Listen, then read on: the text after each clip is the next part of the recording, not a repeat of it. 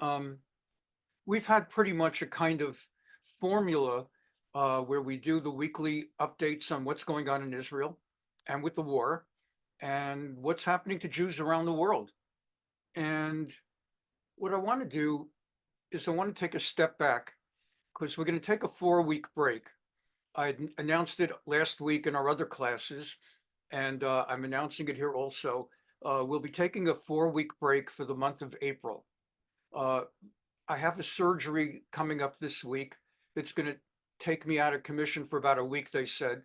And then uh, as I'm getting back, it's Passover time, Pesach. So we're just going to take like a spring break. And that means today's class will be our last Sunday till the first Sunday in May. And this Tuesday, we'll have a class, God willing, and that'll be our last Navi class till the first Tuesday in May. We've already had our last Thursday class of. So what I want to do with today's class, in addition to the usual formula, is I want to just leave us with another kind of perception also, because we focus on what unfortunately is a certain amount of bad news. The war is, it's good news that we're winning.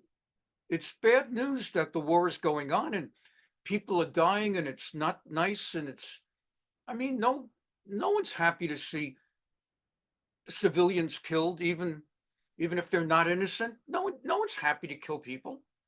Um, and no one's happy to see the images. And really, we know as Jews what's going in our hearts and minds, that we just want to be left alone. I mean, even if we don't like people, we all go around life not liking people. Doesn't mean you go fighting with them and beating them up. You just want to be left alone. There are a lot of people in my, I'm a rabbi. There are people that don't like, there are Jews that don't like me. And so they don't like me. You can't be liked by everybody. And I just want to be left alone. And that's how we all are. And that's how Israel is. It's very simple, actually. That's how America is. What America's looking to kill Afghanis or Iraqis, or we just want to be left alone. Everybody's kind of, it's kind of interesting. We're happy. People who are happy want to be left alone. The ones that attack us are the ones that aren't happy, the ones that are jealous. And that's the problem when you're living a good life. When you have it good, other people are jealous, so they want to ruin your life because it's one of two things. If someone's living a better life than you have two choices. Choice number one, make your life better. You want to be better than they are, and they're happier than you are, so make yourself better. Choice number two is bring them down. It's too much trouble to make yourself better. Let's see if I can bring them down. So there's a certain depression in a way. The news that comes week after week. Um, thank God Israel's winning the war. And perhaps within a week or within a few weeks or a month or two, maybe this thing will be over. And as far as the anti-Semitism that has erupted around the world, historically, when Israel's wars come to an end, the anti-Semitism starts winding down. The world, when they smell Jewish blood, they're like sharks. They come for the Jews. And when the Jews win, they start backing off. And so it could very well be that with God's help, in 2 months, 3 months, the war will be over. They'll start leaving Jews alone. And we'll look back a year from now and it'll be a tough year, just as we look back now on the year 2020 and COVID. And there's always going to be COVID, but it's not like 2020. And so we'll see. As our class today brings us to the end of this segment, our 20th such session on a Sunday, I want to start by looking back at something in the face of that negativity, in the face of the depression that, so to speak, of how bad it feels. Sometimes it's good to take a moment back, especially now that we're going to make this like the half point of the season. What was it like in the old days? Was it better? When people say Israel's never had it worse, the world has never been worse to us. Really? On the worst day of this entire calamity catastrophe, 1,200 Jews were killed. I mean, it's beyond words. It's the worst single day Jews experienced since the Holocaust. 1,200 Jews. Sometimes we forget in Auschwitz, not 1,200, 12,000 Jews died every day. 12,000 Jews died every day. And that's just Auschwitz.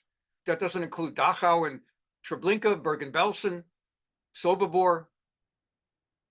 12,000 every day. In ovens, in gas chambers. The world's never been more anti-Semitic. How about Auschwitz? How about half of the world that was on Hitler's side and the other half that was on the side of the Allies but didn't want to get involved? We're not happy that America is talking about maybe not supporting Israel the way we want. How about when Franklin Roosevelt was president during the Holocaust? And they did not even allow all the Jews in that could have been allowed in under the quotas that we had. Congress set quotas for the maximum amount of immigrants who could come into America each year during the Holocaust years and other years as well. And those quotas were never met. It's not like the Jews were coming and, sorry, the quota is full. There were openings and Roosevelt did not let us in. So you think it wasn't worse? And how about Britain? We don't like Britain now because Arab Muslims are marching in London. And what about Britain then when they sealed off harbor at Haifa and wouldn't let Jews in, escaping from the Nazis? So let's just take a very quick look back for about 10 minutes. Let's remember how far we've come so we can put things in context. It's like on days that with my lung thing and everything, I always remind myself, right, my lung transplant. So like certain things I can't do. I used to be able to go to the batting cages and spend like half an hour thinking I'm Mickey Mantle. And I'd be hitting balls over the fence and everything like that, making sure they don't come at more than 60 miles an hour. Once in a while, if I ever think to myself, you know, I'm not Mickey Mantle anymore, I remind myself, I also don't have to use the oxygen concentrator. I was down there also. So it just depends on how you look at things. It depends on how you look at it. I always tell people, I heard from Rabbi Avigdor Miller, and with this is my last part of the intro. Rabbi Avigdor Miller once said, people talk about that famous cup of water. The pessimist sees it half empty. The optimist sees it half full. Rabbi Avigdor Miller said, and I adopted this, but I have to say it in his name. I see that glass completely full, 50% full of water, 50% full of oxygen. It's got oxygen. Do you know what oxygen is to a lung transplant guy? That's better than water. So it all depends on how you look at things. Let's remember what Israel had not that long ago, a century ago, when the problem was not Hamas, and the problem was not that Britain would not allow Israel to go into Rafah. The problem was Britain would not allow Jews, to blow a shofar at the Western Wall. Some of you will remember this from our class that we had earlier, our series on that. Here we go. Just let's remember back. When Britain would not allow Jews to blow a shofar at the Western Wall.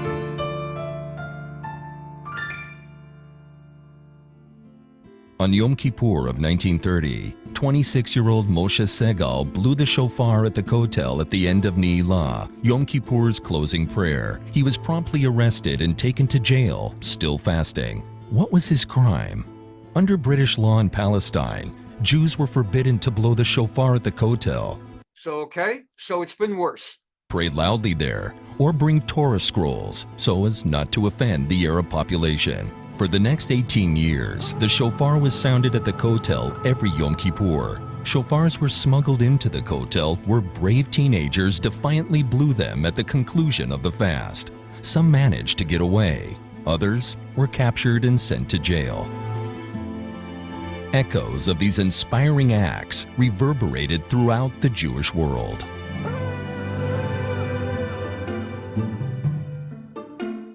הטילו עליי עם עוד שני בחורים לתקוע בשופר ביום כיפור.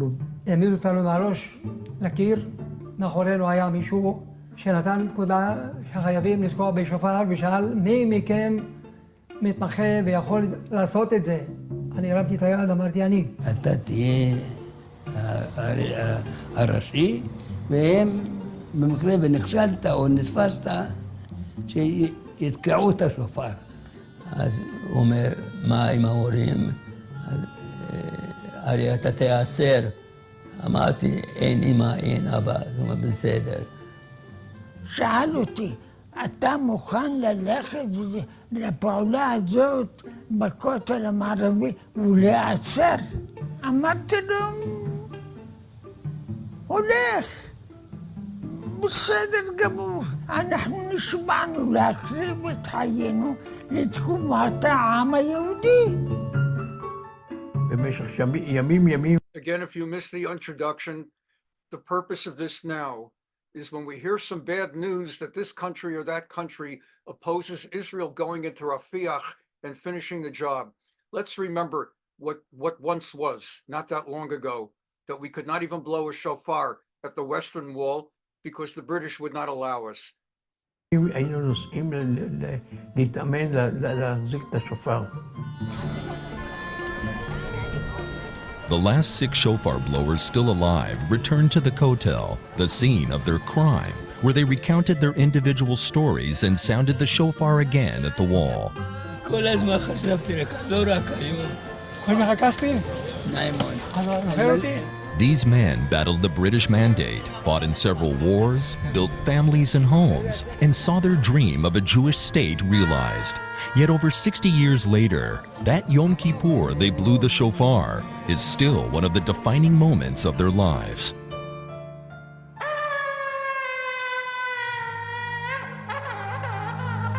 באה בחורה, באה עם ילדה, ואמרו לי שהם לוקחים אותי לכותל. איפה השופר? אצל הילדה. הדרך לעיר עתיקה יש שם שער להיכנס לרובע היהודי. הבריטים יצאו שם, אמרו אין דרך ללכת לכותל, גמרנו. לא ידענו שיסגרו את הכניסה לכותל. עברנו ממרפסת למרפסת ברובע היהודי, קפצנו מגינה לגינה. והגענו לכותל. איפה שנכנסים לכותל היה שם העמדה של המשטרה. היה המון שוטרים. הוא היה קיר גדר, ועמד שוטר, ואני זוכר את המספר שלו. היו שם בריטים גבוהים, הביאו במיוחד, שהסתכלו מעל הקהל. The British police officers did not speak Hebrew. Messages were secretly delivered to the Jews gathered at the Kotel, disguised as prayers. אני פתאום רואה שוטר חרש. אמרתי לכאן, תזהרו משוטר החרש, שהוא נמצא ביניכם. אומרים, ענינו, יש לנו מרגל, ענינו, כולכם תדחפו אותו, ענינו. כמה דקות לפני התקיעה היית רואה שהשוטרים והצבא מתחיל לנוע בפנים, כי הם יודעים עוד דקה, 2 דקות, זה מגיע. עמד על ידי בן אדם דתי מציצית, והעביר לי את השופר, הוא כיסה את עצמו שאני לא אראה אותו, הם יתפסו אותי, שאני לא אגיד ממנו. הפעולה התבצעה בצורה כזו, 3 בחורים, מצד ימין אחד, מצד שמאל אחד, באמצע אחד. אני הייתי פה במקום הזה. והתחילו לשיר שנה הבאה בירושלים, אז לקחתי את השופר ותקעתי. ברגע שמצד ימין התחיל לתקוע, אז כל השוטרים היו רצים לכיוון ההוא, ואז צד שמאל תקע.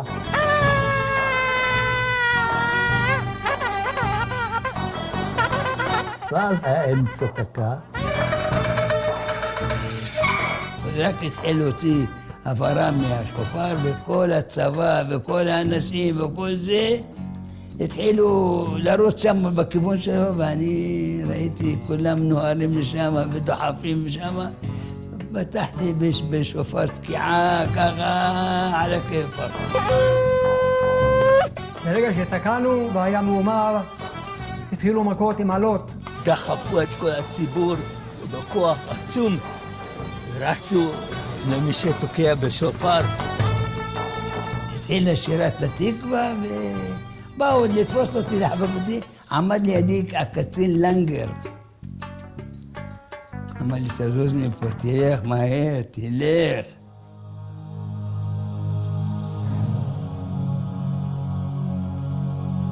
איך שזה קרה, תפסו אותי. הבלתי צעק באנגלית, תפסנו אותו. שני שוטרים היו, צד אחד שוטר וצד שני שוטר. איפה שאנחנו התחלנו ללכת, המון אנשים אחריי. ניגש מישהו אחריי בעברית, אמר לי, אל תפחד, אנחנו נשחרר אותך. תשים לב לשירה. התחילו לשיר, נשחרר אותך, נעשה דחיפה, תנסה לקפוץ. מאות אנשים אחרינו. פתאום צעקו שוס, כולם עשו דחיפה ענקית עליי ועל האנגלים. רגע אחד הרגשתי שפחות מחזיק, הצלחתי להשתחרר, קפצתי. אז ברחתי במרכז העיר. חיכה לי יהודי אחד בשם משה סגל. הוא היה התוקע הראשון.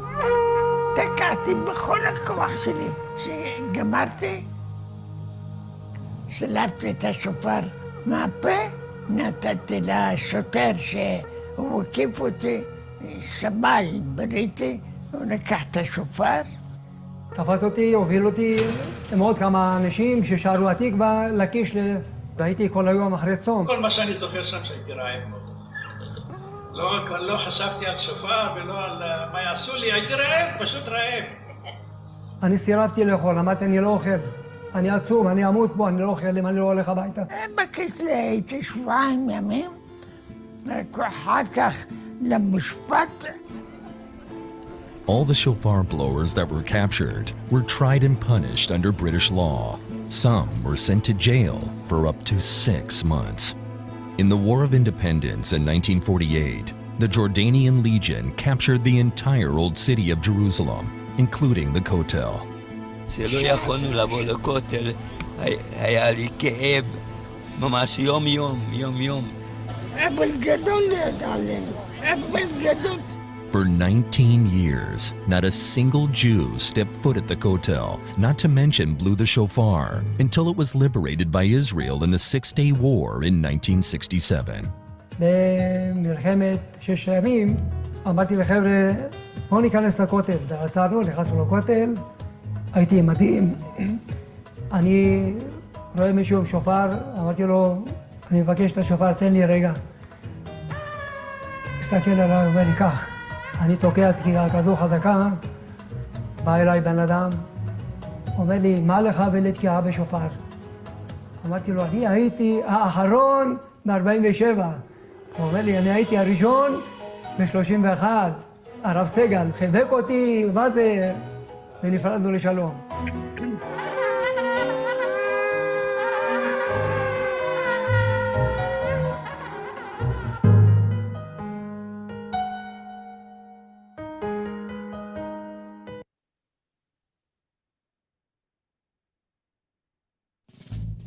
It was against this backdrop that there was a Jewish underground that fought the British in order to liberate not Gaza, but to liberate anything and have a free country so that the British could get out.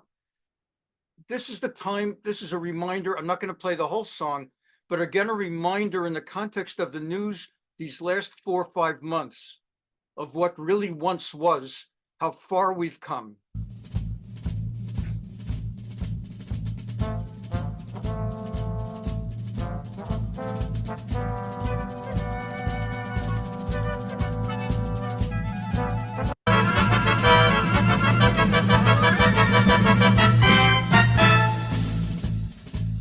היום שרה הקטנה, ניפגש בצאתי למלחמה, את המדינה לכונן, שתי גדות הירדן גזזי צמתך וחגרי את חגורתך חבקיני קחי מקלע ואיתי לשורה עלי בריקדות ניפגש עלי בריקדות חירות נישא בדם ואש רולף אל רולף אני אצדיע כדור אל כדור יריע עלי בריקדות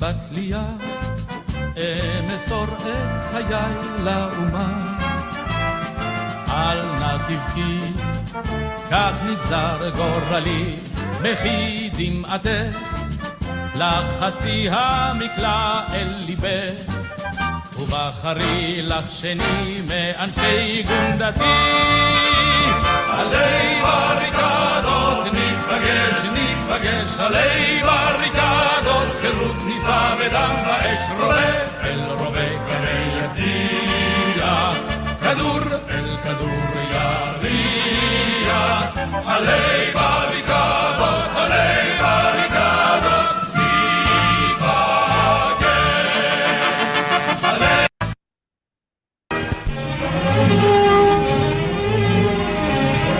as far as those who talk about a two-state solution. And if only Israel would be willing to stop fighting now, permanent ceasefire, and a two-state solution. That's exactly what the Arabs were offered in 1947.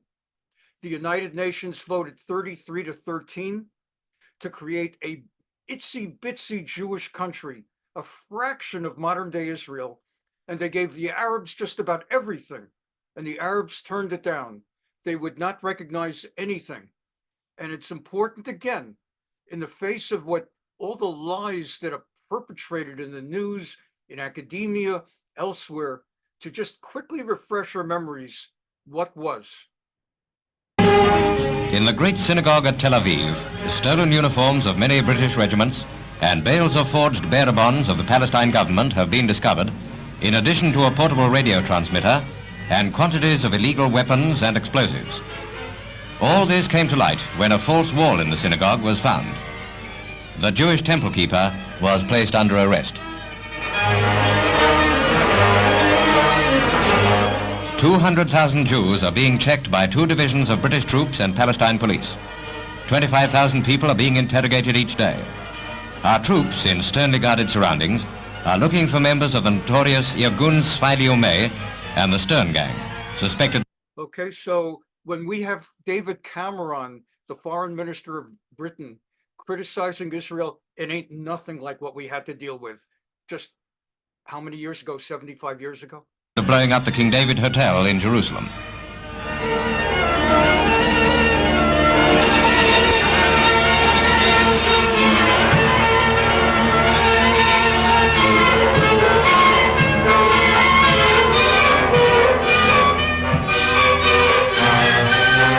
People with an obvious reason to rejoice are the Arabs, who express themselves in a dance of jubilation.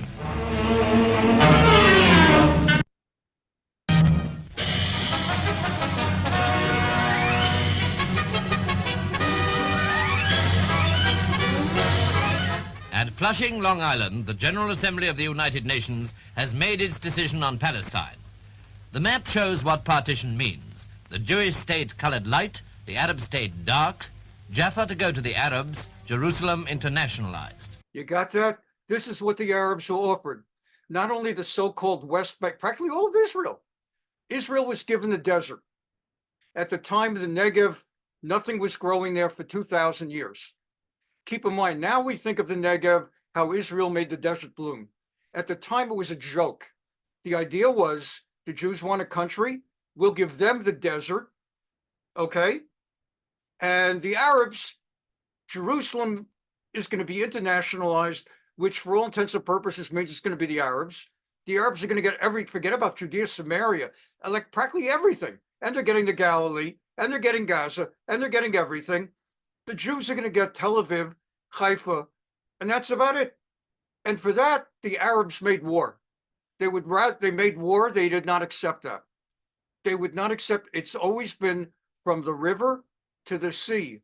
And so they rejected even that. And the same thing again and again. It is so important to remember this history when people naively now say, hey, why don't we just, let's say the current administration, Blinken and Biden and everybody, why don't we just offer them a two-state solution? That was this. Transjordan is 78% of what was supposed to be the entire Palestine. And then they were given all of this, and they turned it down. There was heated debate in the assembly. This is the delegate from Saudi Arabia arguing against partition. ليس اليوم بيوم فلسطين وحدها. Then Senor Arana of Brazil, presiding, calls on the nations to vote and announces how they vote. Saudi Arabia? No. Soviet Union? Yes. United Kingdom? Abstain. The United States? Yes. Did you pick that up, by the way?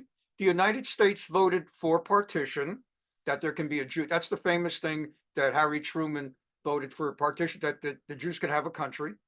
And the United Kingdom, the British, abstained. Very important to remember, when Israel's creation was on the table, Britain abstained. The resolution of the Dutch Committee for Palestine was adopted by 33 votes, 13 against, 10 abstentions.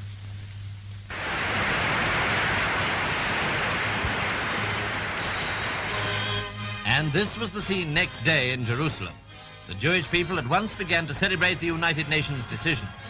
If they hadn't got all they wanted, they had at least gained the verdict for the setting up of a new Jewish state, and their rejoicing was obviously a spontaneous affair. Such was the immediate Jewish reaction in Jerusalem, and it was the same in Tel Aviv and elsewhere. The Arab reaction was to follow. 2 days later, this was the typical scene. Arabs advancing on the center of Jerusalem at the beginning of a 3-day strike and an orgy of wrecking, looting and bloodshed. Isolated police were more or less powerless to deal with the riot, which beginning as a demonstration quickly led to the burning of Jewish shops and the general destruction of Jewish property.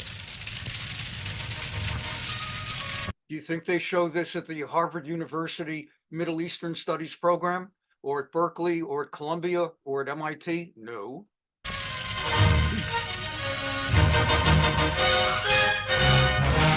During this time, fighting between Arabs and Jews was a commonplace occurrence, and there were many casualties on both sides through stabbing and shooting. And arrests were made on both sides. Here are some Jews being taken into custody after a rooftop chase. Grenades and revolvers were freely used by the rioters.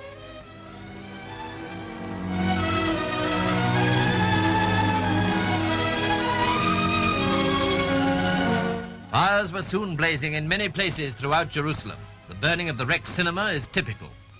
The implementing of the United Nations decision is the big query. Meanwhile, Britain announces the ending of her mandate next May.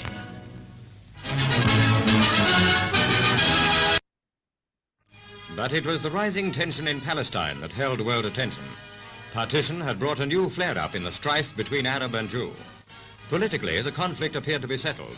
In actual fact, it had only just begun. The United Nations Special Committee had advocated separate Jewish and Arab states as the uneasy compromise. The plan was accepted by 33 votes to 13. Alexander Cadogan, Britain's representative, abstained. Prince Faisal of Saudi Arabia headed the Arab country's opposition.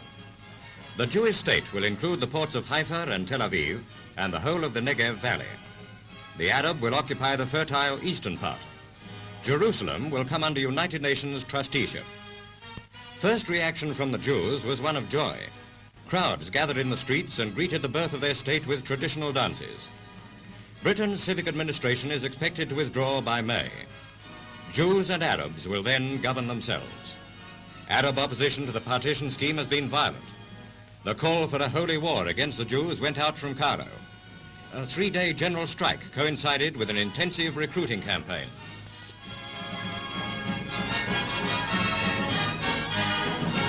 As in India, transfer of power in Palestine will bring bloodshed.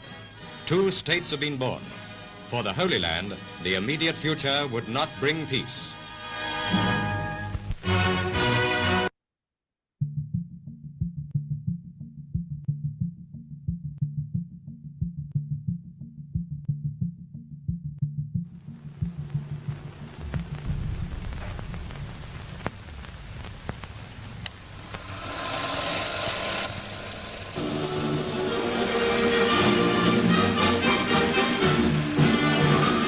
News brings you the latest incident to upset the chancelleries of the Muslim nations in the Middle East would not accept Israel's existence since its founding in 1948.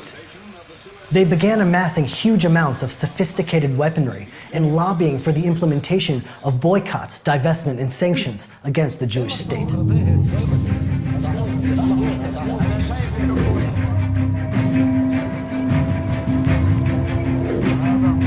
On the 15th of May, 1967, on Israel's Independence Day, a 3-week period began, which was one of the most tense and fearful periods in Israel's history. In direct contravention of international agreements, Egyptian leader Jamal Abdel Nasser removed the UN peacekeeping forces and began moving tens of thousands of soldiers and hundreds of tanks into what was the demilitarized Sinai Peninsula towards Israel's southern border.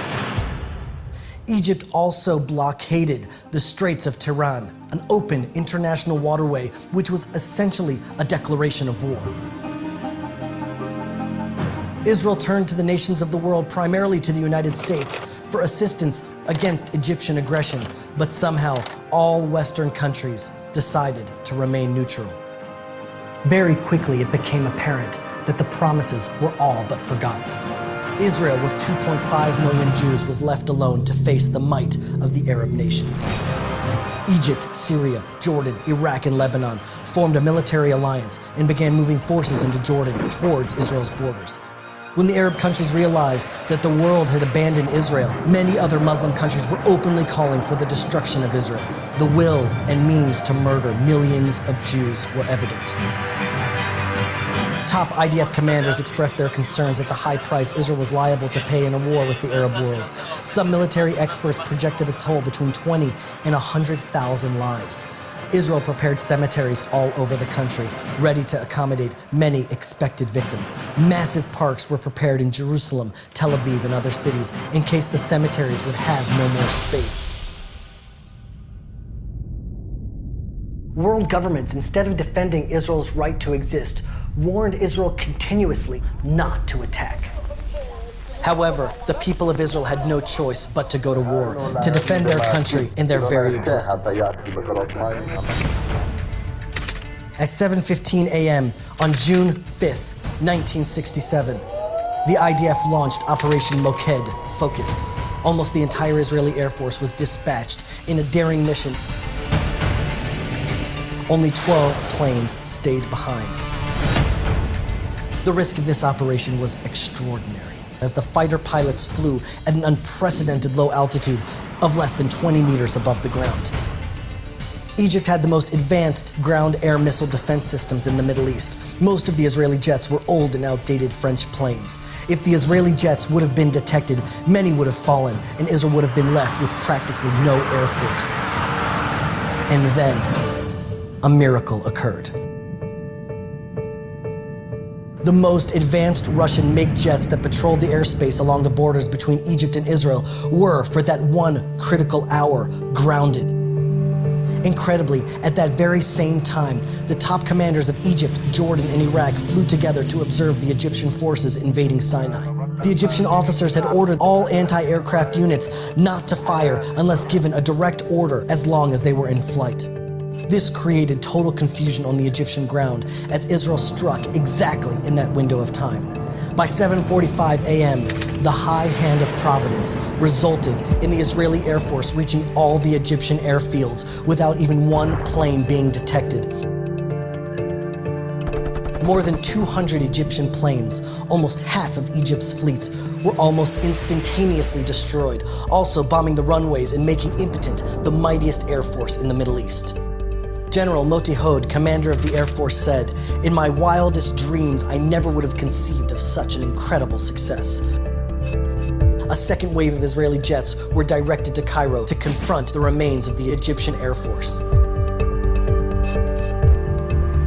And here, another miracle occurred, no less miraculous than the first. Even though Israel had lost the element of surprise and the anti-aircraft systems were operating with full capacity, Egypt was only able to hit one Israeli plane. The Israeli Air Force went on to destroy a total of more than 300 Egyptian planes, and every airfield in Egypt was neutralized. It was nothing less than a military miracle, seemingly impossible. And then, another miracle occurred. It was as if God hardened the heart of the Egyptian President Nasser, who continuously gloated about his glorious military victory over Israel. In the Arab media, President Nasser spoke of the end of Israel's Air Force and of the Egyptian tanks on their way to Jerusalem. Jordan, Syria, and Iraq believed these bombastic statements and wanted to join him in the great victory against the Jews. All the Arab air power struck simultaneously on multiple fronts. In almost any other scenario, Israel would not have been able to respond as quickly as it did. The timing was seemingly orchestrated to position Israeli jets exactly where they should be. Not in 6 days, but in 6 hours, the war was won. A biblical prophecy comes to pass as the forces of Israel sweep on in an astonishing triumph of strategy. After achieving air supremacy, her forces thrust like an avenging sword at the very heart of Arab self-confidence. And then, perhaps, the greatest miracle of all, a miracle Israel never expected: Jerusalem.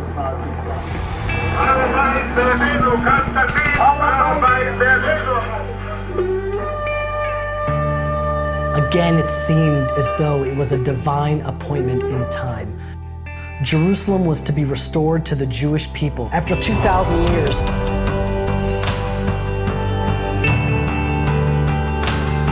The enemies of Israel had twice as many soldiers as we did, 3 times as many planes, 4 times as many tanks. The odds were stacked against us on every military front. The love of Israel, self-sacrifice, and courage of the Israeli soldiers, combined with divine guidance and assistance, made these miracles possible. Yitzhak Rabin, then the Minister of Defense, was given the honor of giving the war its name. He chose the 6-day war, recalling the 6 days of creation, as Israel too was created with the liberation of Jerusalem. As the center of gravity of the Jewish people has now returned to the land of our fathers, the Torah center of the world has once again returned to Jerusalem. The chief rabbinate of the State of Israel has established the 28th of Iyar, a day of Hallel and Hodaya.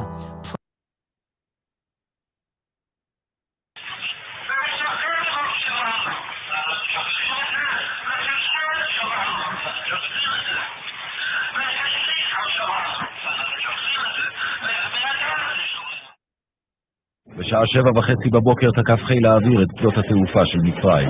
בתוך 3 שעות הופרה חיל האוויר המצרי על הקרקע. ב8 בבוקר ניתנה הפקודה ל3 האוגדות המשוריינות של צה"ל לנוע אל תוך סיני. עם פתיחת הלחימה בחזית הדרום פתחו גם הסורים במלחמה. באותו בוקר בשעה 10:30 עשה המלך חוסיין את המהלך שלו והתחיל להסגיד את כל חלקי העיר ירושלים.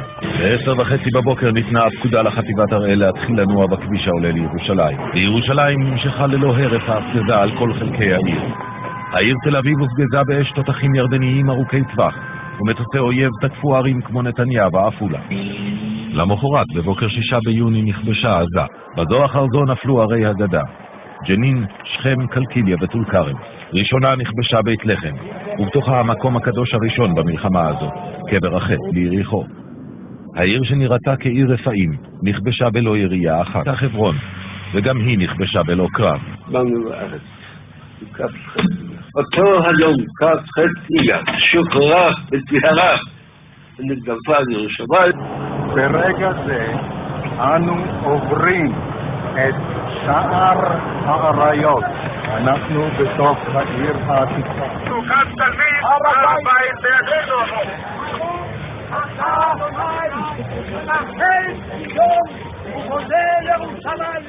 ואני נוגע באבני הכותל המערבי. ידוע לכל ישראל ולכל העולם ולכל אומות העולם שידעו כי אנחנו הגענו הביתה, וכשהגענו הביתה וידעו ששום כוח שבעולם לא זכו אותנו מכאן.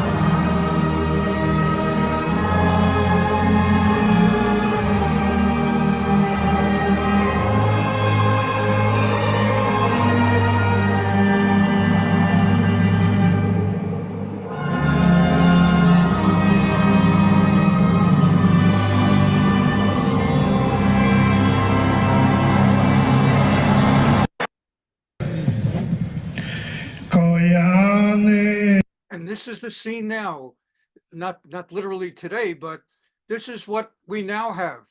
So we began when we couldn't even blow a shofar at the Western Wall. It's so important with all the negative news and the dispiriting news, the war and Rafiach and different countries and the International Court of Justice and the United Nations. It's important to see how far we have come from not being allowed to blow shofar at the Western Wall. This is what will be seen in a couple of weeks in Pesach.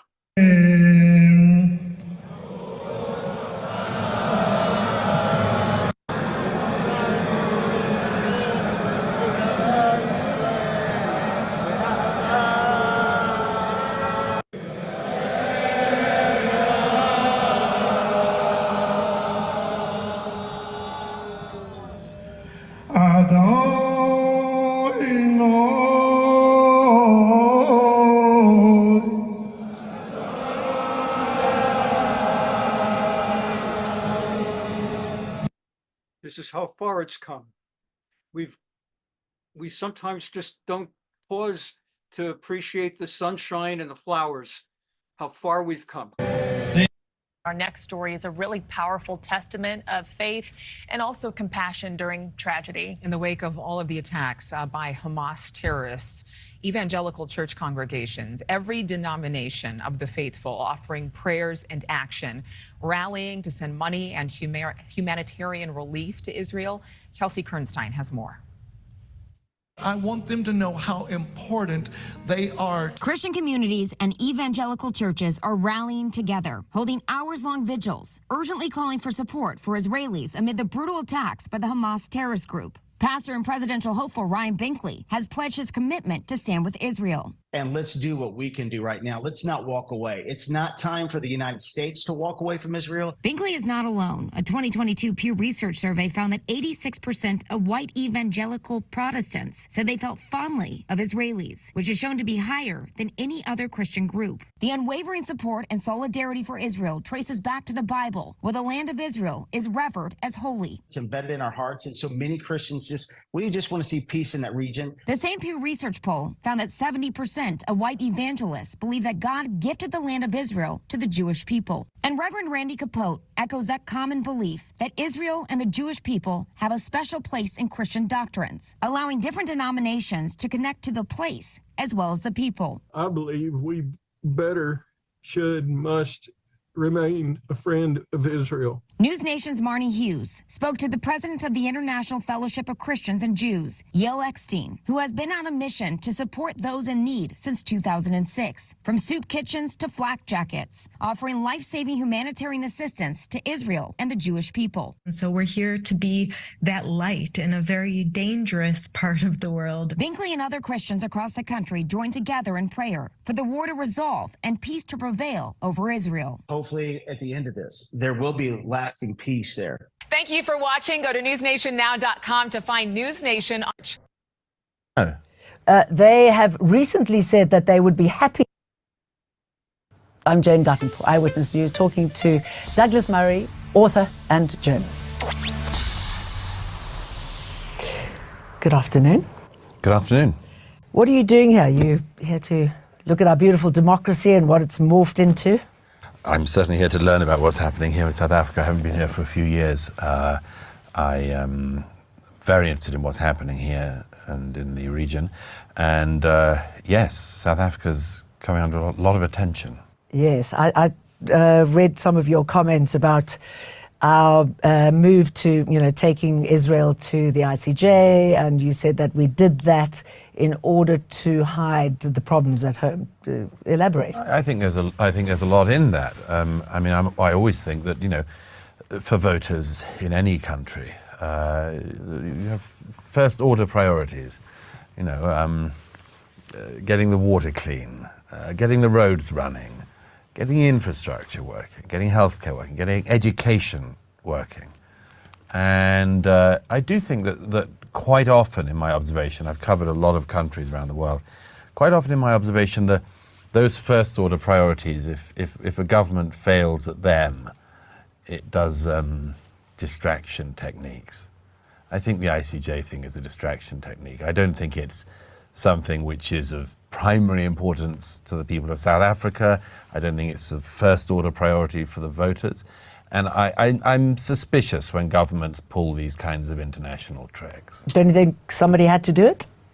No, not at all. I mean, there's an awful lot of things going on in the world. I've covered an awful lot of conflicts. I don't think that at all that what's happening in Gaza is genocide. I think it's an unbelievable smear against Israel. I've covered that war, as I've covered many others. Don't you think it's a self-inflicted smear against Israel? No, I mean, I was in Ukraine last year. Are the Ukrainians committing genocide? I ask you. What's that got to do with Israel? I ask you, there are many wars going on. Yeah. Is Ukraine committing genocide? No. Right. Is Russia committing genocide? Russia is committing a war of hostile aggression, for sure. Although it doesn't seem to be attempting to eradicate the Ukrainian population as a whole, which is, of course, what genocide is. Which is what Israel seems to be doing with Palestine. Which is not doing. I know that you work for Fox News, and I was called by Fox News some time back to talk about the genocide happening in South Africa. And I said, there is no genocide happening in South Africa. So I was surprised that Fox could then see what was happening in South Africa as genocide, and yet what's happening in Israel as... I don't speak for Fox. But the allegation of genocide against Israel, why would Israel be committing genocide in Gaza? Like, well, what would you describe it? It's a war. It's which I've seen up close. Okay. So let me just explain that. If you start a war, which is what Hamas did on the 7th of October, if you start a war, there are repercussions. There are repercussions to Russia for starting a war against Ukraine. Russia's lost a lot of troops. There are repercussions for Hamas for starting a war against Israel. So do you think there are repercussions for an illegal occupation? What's the illegal occupation? Of Israel against the Palestinians. Where? That is an illegal occupation. Where? It is a determined illegal occupation. Gaza? Of course, Gaza and the West Bank. Have you been to Gaza? Yes, I have. Is it occupied by the Israelis? It's completely sealed off, as you know. That's by why who? they call it by the Israelis. And who? By the Israelis, by the US, and whoever else supports and who else? the Israelis. Isn't that enough? No, tell me who else is allegedly sealing the Gaza. I'm saying that Israel has completely encircled Gaza. Nothing goes in, nothing goes out, as you know. Well, as you know, if you've been, Gaza also has a border with Egypt. Why do you not mention Egypt? Egypt has a stronger fence to fence in the people of Gaza. Okay, than so Israel you agree does. that Gaza has been fenced off? No, it's fenced off, although you might note that there are more workers until the 7th allowed into Israel to work and indeed to have medical treatments and others that were considered necessary, which Hamas doesn't provide. There was plenty more people every day coming in to work in Israel from Gaza until the 7th than were going the other way into Egypt. So if I go back to this question, why do you say there's an illegal occupation of Gaza? Why did you say that? Because there is. Why? Well, who is Israel occupying is an occupying state. No. It is hang on. internationally recognized. No, it's not. It's not at all. I want to move on. That's your view. Hang on, that's your view, and I have to correct your view. Our views I have differ. to correct. No, it doesn't. The facts, our views might differ, but the facts are the facts, and I want to pick you up on something you just did. I'm interviewing you. I know, but Yes. I think you're uninformed. No. So let me just. You are uninformed because really? first of all, Yes. you didn't say that Egypt is blockading Gaza. Secondly, you claim that Israel. I'm talking about Israel here, and I want to move. It's I want very to move on convenient from for this. you to mention Israel because you've clearly got an animus here. But let me come on to the second point. Let me come to the second point. As you well know, in 2005. Israeli troops ripped Jewish families from their home in the Gaza. That was after Palestinians had been ripped from their homes in Gaza. I mean, how far do you want to go? Okay, You can do the Hebron massacre of 1924 no, if you absolutely. want. But let me just let me finish. What I want to finish talk one about. point. What I want to talk about is we're talking point. about the action at the International Court of Justice. No. Okay. But first of all, before we go on to that, you've got to South inform your Africa's viewers. actions there. Yes, but we've got to inform your viewers of the facts, and you just misled them.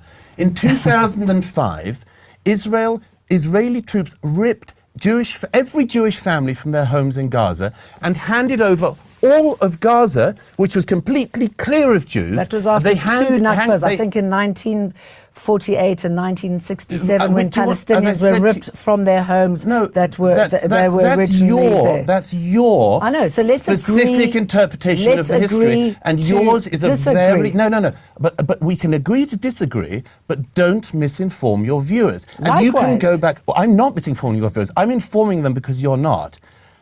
The point that I'm trying to make, which Israel you keep moved away on, from Gaza, and Gaza has been sealed off ever since. The point you keep on trying to distract everyone from is that Israel took every Jew from Gaza in 2005, handed it over to the Palestinians, who then voted in Hamas, and to the great detriment of the Palestinian people, they have been ruled by Hamas for the last 18 years. If you want to look to the source of the conflict, look to that fact. Okay, so how many illegal settlements are there in the West Bank that's also illegal under the United Nations, under international law? Those settlements on the West Bank are illegal. Which ones were illegal in your view? In the Middle East, And every time there would be a peace agreement, settlements would pop up. And that's why we are where we are today. No, it's not. So let's try and move on. No, let's try and move on. It's not at all where we are. Hang on. We're not achieving anything here, so let's try and move on. No. Let's try and move on. No, it's very, because you just did it again. You just threw in another false fact.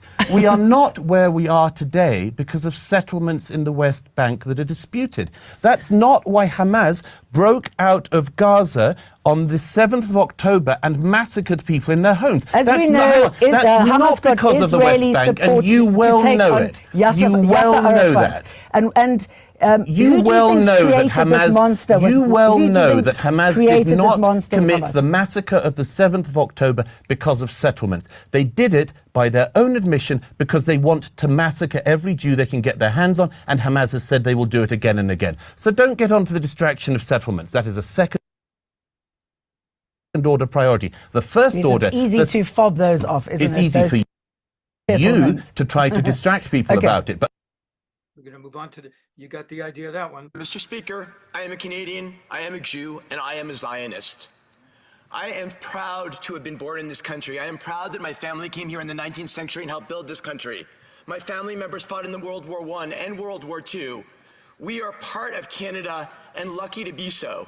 I've represented Canada in swimming internationally. I've represented Canada as a parliamentarian. And there's no place in the world I want to be other than in Canada. The Jewish community, of which I am part, is a religious community that has existed for thousands of years, but we're also a people. And we, since we've been here in 1760, have helped build this country. We got enormous opportunities, more than we've received anywhere else in history. But we've also, in academia, in law, in medicine, in physics, in science, in sports, in journalism, we have helped build this country. And 95% of Canadian Jews are Zionists. Zionism means we believe that we have a right to have one Jewish state in our ancestral homeland. Jews are indigenous to Israel. And we have had a history where Jews have faced persecution in every country in the world. We were expelled from England in 1290. We were expelled from Spain and Portugal in the 1490s. We faced the Crusades where people were killed. We were put in ghettos throughout Europe. We faced the Holocaust. Jews were expelled from Arab lands in the 40s, 50s, 60s, and 70s. And we needed one place where every Jew in the world knew if things went wrong in their country that they could go. And that is Israel, and that's what Zionism means. So when I get horrible, horrible threats and emails saying I'm a dirty Zionist instead of a dirty Jew, that's what Zionism means. So at all these demonstrations around the country, outside of synagogues, and outside of Jewish schools, and outside of Jewish community centers, where people are screaming about how horrible Zionists are, well, I am a Zionist, and I'm not embarrassed or ashamed of being a Zionist. And Canadian Jews should not have to live through what we're living through right now. My community is terrified. We are being intimidated over and over by people protesting outside of Jewish buildings. Canadian Jews have no control over what happens in the state of Israel. Yet for some reason, Jewish buildings across this country are being targeted. In my own riding, at the Jewish community offices where the Jewish Public Library and the Holocaust Museum are located, demonstrators went on private property, surrounded the building, blocked access to the building, and blocked anyone from leaving for over 3 hours. This is happening all over the place. And the demonstrators, while they are perfectly allowed and right to demonstrate wherever they want, they cannot go on private property and they can't block other people from exercising their right to free speech. If I can't enter a building because I can't hear a speaker and they block me and they yell at me and they scream at me and stop me from going in, well then their rights are infringing on my rights.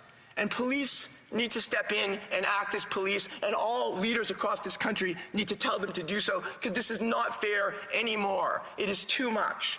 And Jewish Canadians just don't deserve this. On campuses across this country, Jewish students have told me horrible stories from British Columbia to Newfoundland about being intimidated on campus, about walking into dormitories and having anti-Israel slogans through the walls. They walk into a building and they're asked, are you a Zionist or not? And if they're a Zionist, supposedly they're not allowed into their dorm. This is not Canada.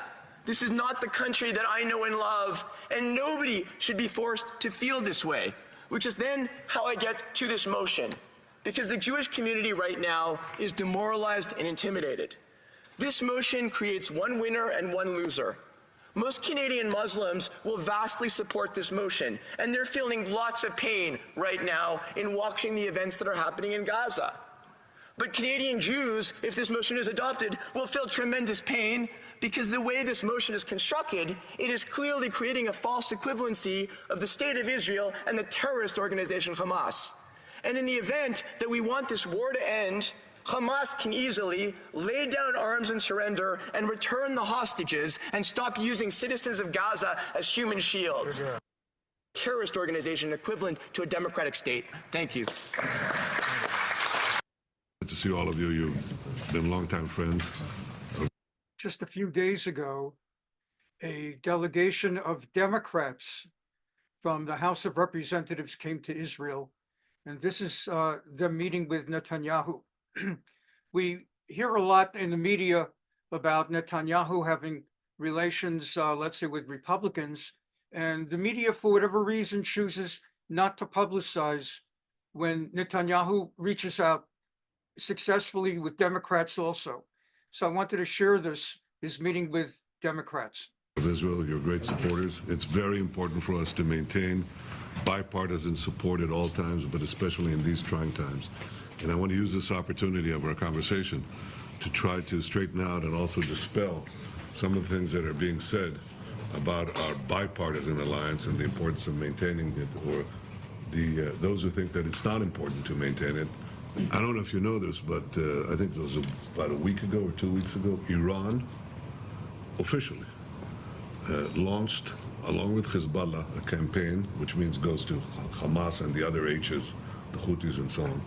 But the formal policy is to shift from an ideological position of destroying Israel to a practical long-term plan to bring about the destruction of the state. We have to win. There is no substitute for victory. How do we achieve this victory? That it doesn't nullify the other needs.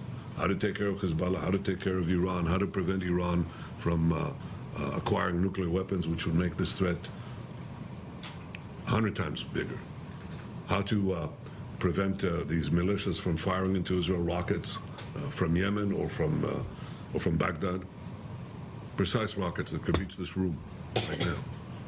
How do we deal with that? These are big questions, but it starts with a necessary condition. And that condition is that those who launched this genocidal attack must be defeated.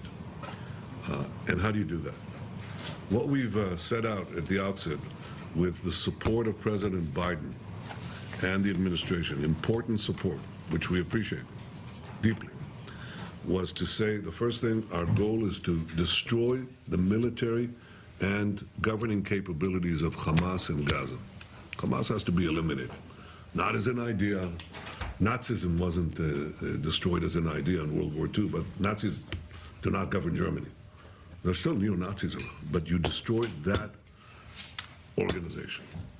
The second thing was to get our hostages out, and they're simultaneous goals because the military action is what produces the pressure to release the hostages. We've released half. We intend to release all of them. And the third thing is to ensure that indeed that Gaza doesn't pose a threat to Israel again. These are the goals. The people of Israel are united behind these goals as never before. The army, I don't know if you met soldiers, you have to talk to them. The courage, the self-sacrifice, the unity is amazing. It's just amazing. We call them the TikTok generation. Some TikTok. I mean, these guys,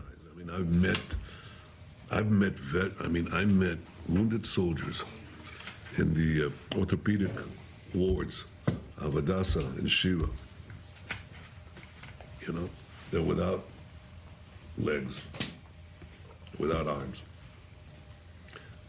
And so many told me, they all say, keep fighting, keep fighting. But so many said, I'm waiting for my prosthetic because I'm going back. The fourth thing is we also target the leaders. We've killed many senior leaders, including number 4 in Hamas, number 3 in Hamas. We'll get number 2 and number 1. That's victory. Victory is within reach. It's a few weeks away. Now we are told, this is it, last point. Now we are told, you can't do this. If you go into Rafah, you're going to have a humanitarian catastrophe. You're going to have, 30,000 civilian dead. Okay. That's not true. That is simply not true. Because we went into Rafah, the people won't have a place to go. Well, there's all of the Gaza Strip north of Rafah. People move down, they can move back up. They don't have to go into north of Wadi Gaza, but there's still 65% of the Gaza Strip left open. And people just move. They move with their tents. They have no place to go. Yes, they have a place to go. Second, we provide them food. The problem was not the entry of trucks. The problem was the stealing of trucks, both by looting by Hamas and looting by others and so on. But we're getting that stuff. The problem, water, we're fixing the water line.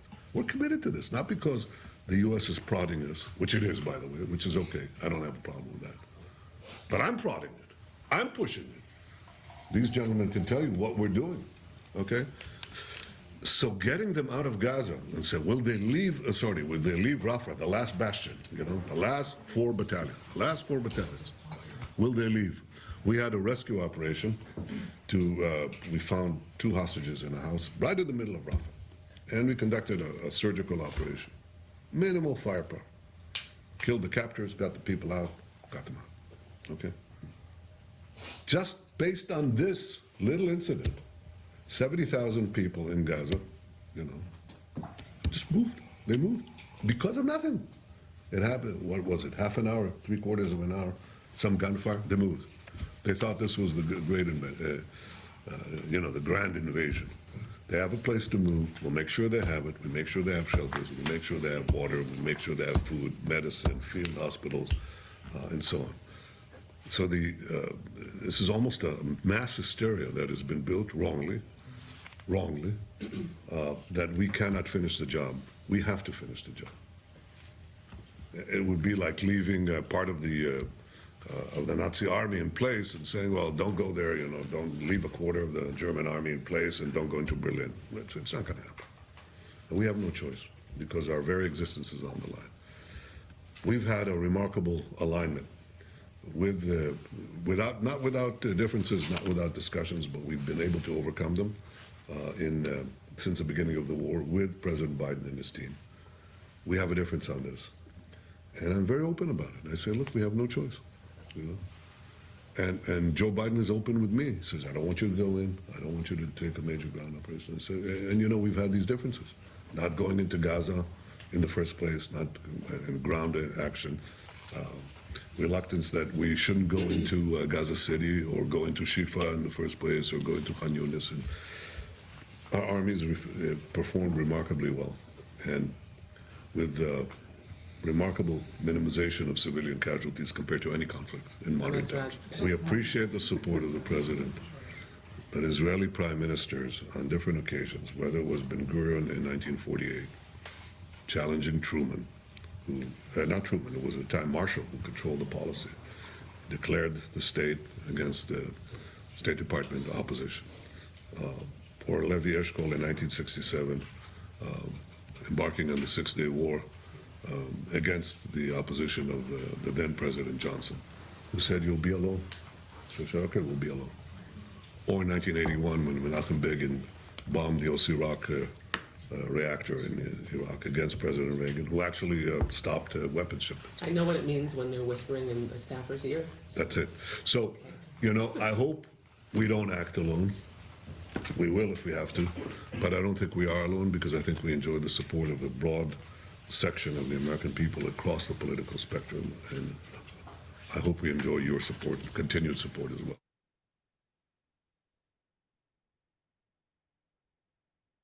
We're here at Shifa Hospital. This is the entrance to the hospital. This is the Qatari building. This is the emergency room. In this compound, many Hamas terrorist operatives and senior ones have been hiding in the hospital. And also Islamic Jihad group has been hiding in this hospital. When we entered the hospital, we were finding terrorists fighting against us here in this area. Until now, we have arrested over 250 Hamas and Islamic Jihad terrorists that we identified. We're still conducting an investigation on over another 350 people that we suspect that they are also connected to terror. Until now, none, civilians, doctors, medic teams, none have been hurt. Only the terrorists. We are supplying food, water. We have supplied yesterday 2 generators to the emergency room because there was a problem with electricity. We are supplying also technicians to fix the problems inside the emergency room and the generators. We are also supplying medic teams to assist with everything or anything that is needed. We found in the compound over 11 million shekels used by Hamas, giving the money to his operatives to conduct terror from the northern Gaza. Hamas have tried to control again Shifa hospital as a hub to conduct all its terror mission in northern Gaza. We call Hamas terrorists to surrender. We call it and we speak by Arabic speakers here on the ground, but they are still hiding in this building, in the emergency room, exploiting and using the patients and the medic teams. This is Hamas, and we will reach every terrorist in this compound until we finish the mission.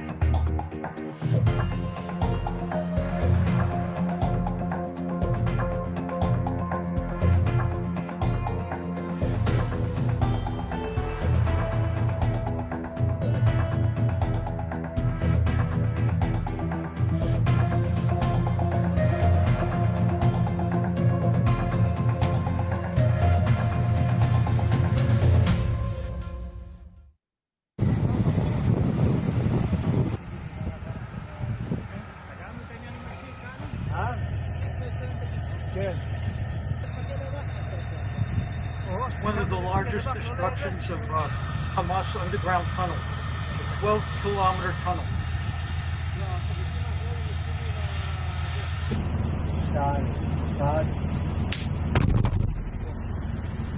אנחנו נמצאים בסיום השמדת כחלק מרשת מנהרות, כ-12 קילומטר מנהרות חוצות, ומשם נמשיך למנהרות נוספות.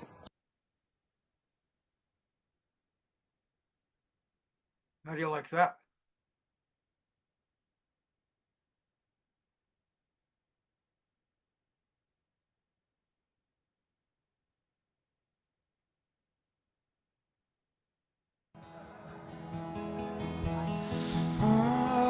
Just 2-3 minutes, Ishai Rebo performing for the Israeli army. It was for Hanukkah time, not so much the Hanukkah point of it, but just the kind of people that are in the Israeli army. They really don't want to be, they want to be home, they don't want to be. יש מזמור שאנחנו אומרים בהדלקת נרות, מזמור חנוכת הבית לדוד, ואחד הפסוקים האחרונים שם, דוד המלך אומר, הפכת מספדי למחול לי. אז יהי רצון שהמספד הגדול והקושי והחושך והסבך הזה שנכנסנו אליו יהפך למחול ענק. מחול של אהבה, של שמחה, של שלום. של שלום בינינו, שישאר וישמר לנו.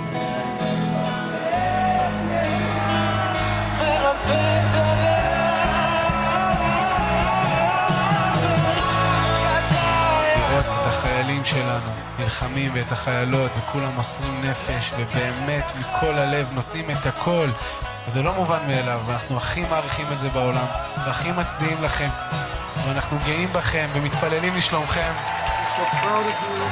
אז רק פתח לנו שערי ביטחון, שערי ניצחון, כי אין לנו מלך אלא סיבת הסיבה. תקשיבו, יש משהו מדהים באור הזה של חנוכה. האש הזאתי היא גם שורפת והיא גם מהירה. שני הדברים האלו תלויים בנו, עת לשרוף ועת להאיר. צה"ל עובד להתעורר, לעזוב הכל, להתגבר, לשוב הביתה, לשוב הביתה.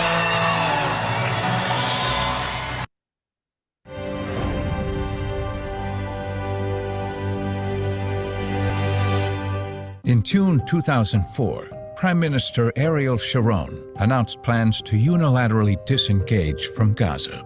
Gaza was territory that Israel had won during the Six-Day War in 1967. Israel had hoped that withdrawing from Gaza would be an important step toward peace with the Palestinians. In 2005, Israel left Gaza, uprooting 1,700 families and 21 Jewish communities. Schools and synagogues were closed, and graves and military bases relocated. Greenhouses and other structures from previously Israeli communities were left behind for Palestinians' use and benefit. Yet upon Israel's withdrawal, Palestinians instead entered these previously Israeli-owned buildings and destroyed them, along with several synagogues. Following Israel's withdrawal, the Palestinian Authority failed to transition smoothly into full control of Gaza. This leadership vacuum led to the terrorist group Hamas's rise to power. To this day, Hamas diverts humanitarian resources away from the people in Gaza to buy weapons and dig tunnels for their war against Israel. Since 2005, more than 15,000 rockets have been fired into Israel by Gaza-based terrorist groups.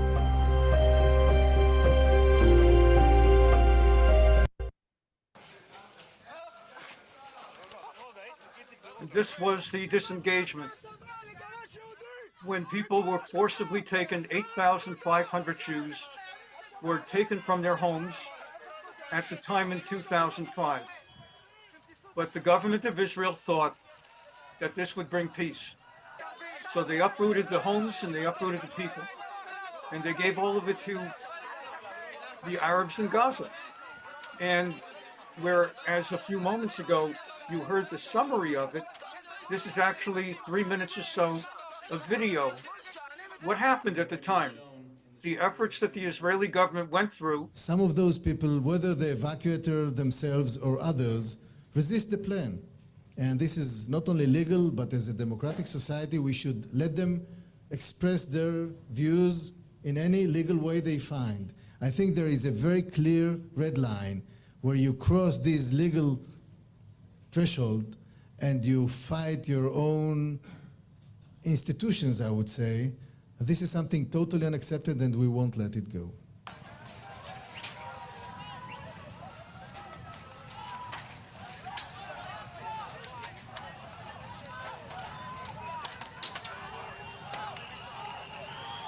This was the scene. We're going to stay where we are. We're not going to leave, she said. Of course, eventually the hotel. Therefore, I tore that piece of paper and declare herefore that we see it as an illegal piece of paper, and we're calling upon all of the people of Israel to come to the hotel and defend the place as if it was, as if it were defending Gush Katif. But of course, in the end, it was given up. And we know what ended up happening.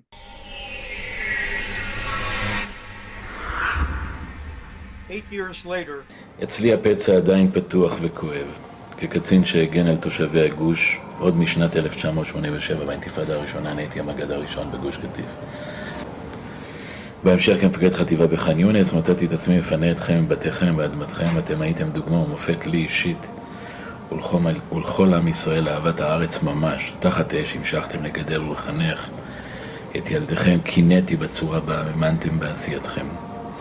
חוויית הפינוי מלווה אותי יום יום, עם כאב עצום וכולי תקווה שאכן עשינו זאת ברגישות ובנחישות. העשייה שלכם פה במוזיאון חשובה להיסטוריה של עם ישראל, יישר כוח. וסליחה אם פגעתי, זאת פעם ראשונה שיש לי הזדמנות.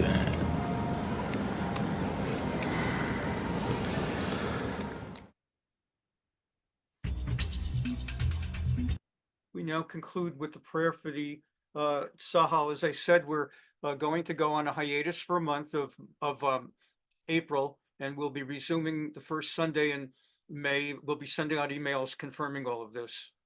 Thank you for being here.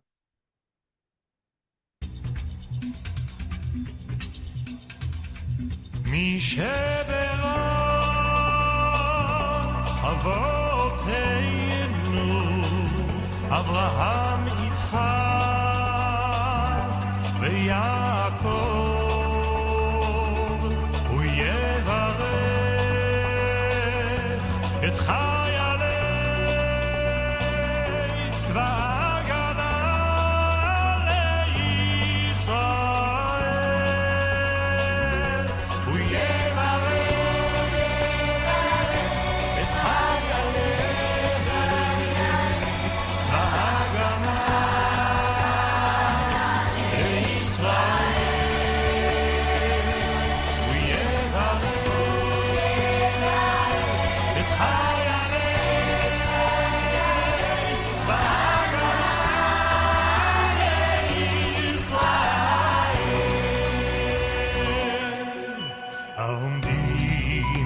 משמר ארצנו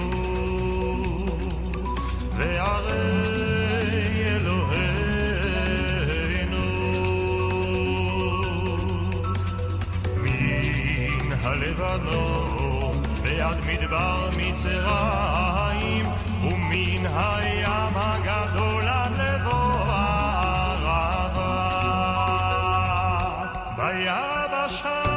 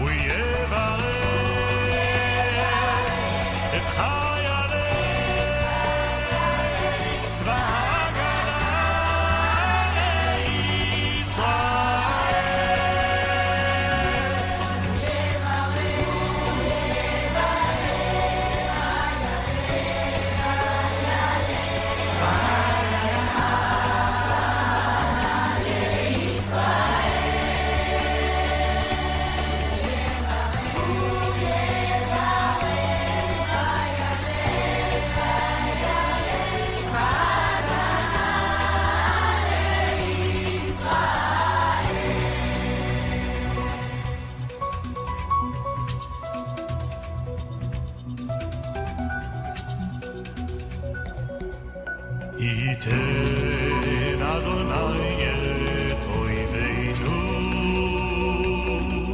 הקמים עלינו ניגפים לפניהם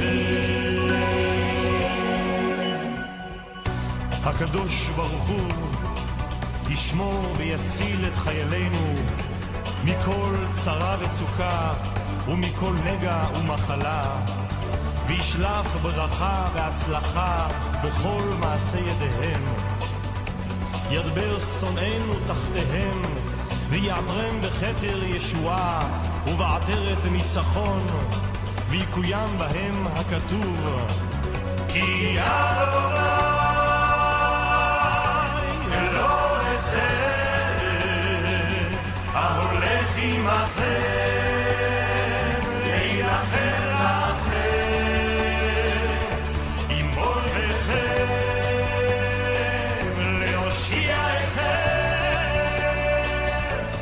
no